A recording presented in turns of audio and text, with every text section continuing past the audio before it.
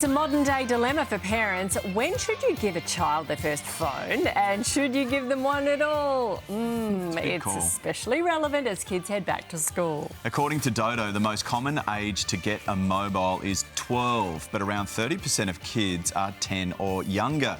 According to the experts, the question isn't just about age, though. It's also about maturity. For more, we're joined by digital wellbeing expert Dr. Jo Orlando. Good to see you again, Hi. Jo.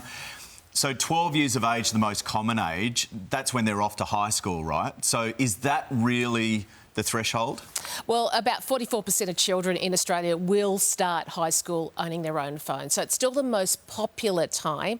But, you know, when you get a smartphone, it opens up this massive world of independence. And not every 11 or 12-year-old is ready for that.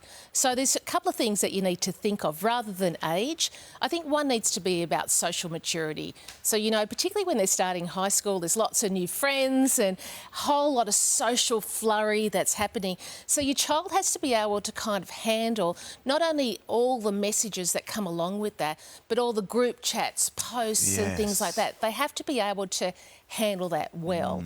And another thing is about, it's kind of like a life skill. You know, when you're on your phone, it does everything, you know, it's all the information, it's videos, it's games, it's all that. And we can spend 24/7, you know, if we don't have our kind of habits under control on there. So a child needs to be able to kind of make good decisions. There's a lot of juggling that comes with owning a smartphone. So there's tons of like quizzes and things that parents can do online. Like Optus have got a good little one that helps you just try to work out the kinds of things I need to look for as a parent. Does it depend on the child? Because you said high school, a lot of kids get one. A lot of people will be watching this saying, I gave my kid one way before that.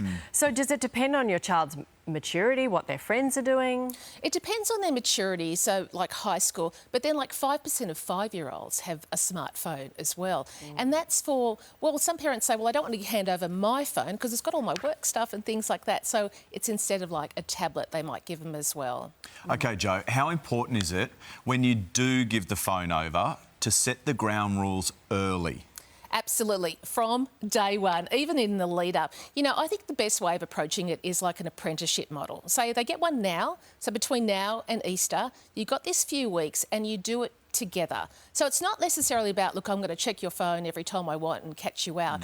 It's an apprenticeship model. It's building skills, building knowledge, lots and lots of conversations and chats and kind of doing this phone together until you think they're ready to sort of ease off and start making their own decisions. It's the most kind of strength-based way of approaching it. OK, we had the tracking on because our view was we're paying for it, you get tracked. Is that old-fashioned? Well, a lot of families do it, there's no doubt about it, but I think the best way of doing it, because you also want to have this strong parent-child relationship as well, is it's a family thing that we do. Then it's everyone doing it rather than me watching just you because I don't trust you.